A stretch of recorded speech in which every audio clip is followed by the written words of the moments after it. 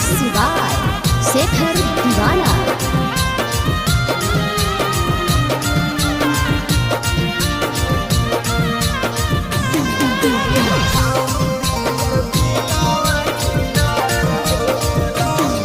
अगे हमारा छोड़ी तो तारे से प्यार हो गेला, हे गे छाउड़ी तोर दिलवा छिनार हो गेला, हे गे रानी तोर दिलवा छिनार हो गेला।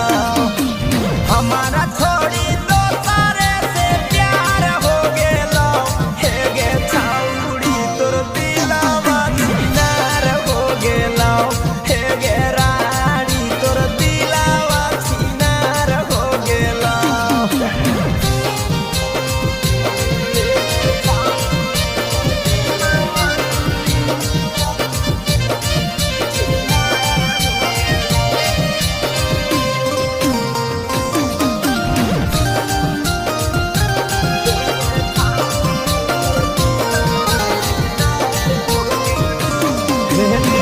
मिले जब यहाँ वो हलियो गोड़ावा दबाबो हनी, या अपना गोदिया में हमारा सुताबो हनी।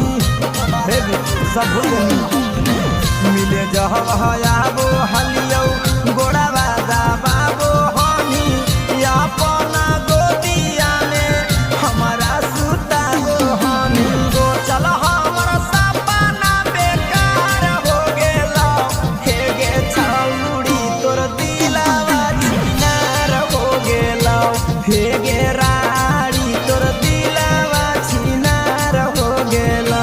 चल जो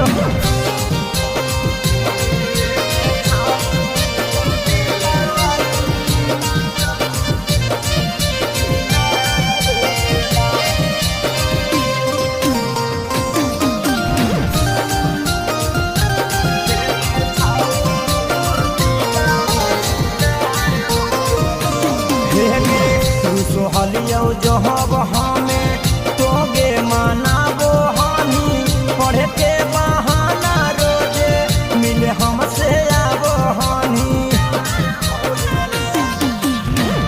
सोहलियो जहब हमें तोगे मनाबो हनी, पढ़े के बहाना रोजे मिले हमसे आबो हनी। रंजित छोड़ी से घर दिला से पार हो गेला, हे गे छाउड़ी तोर दिलवा छिनार हो गेला, हे गे रानी तोर दिलवा छिनार हो गेला।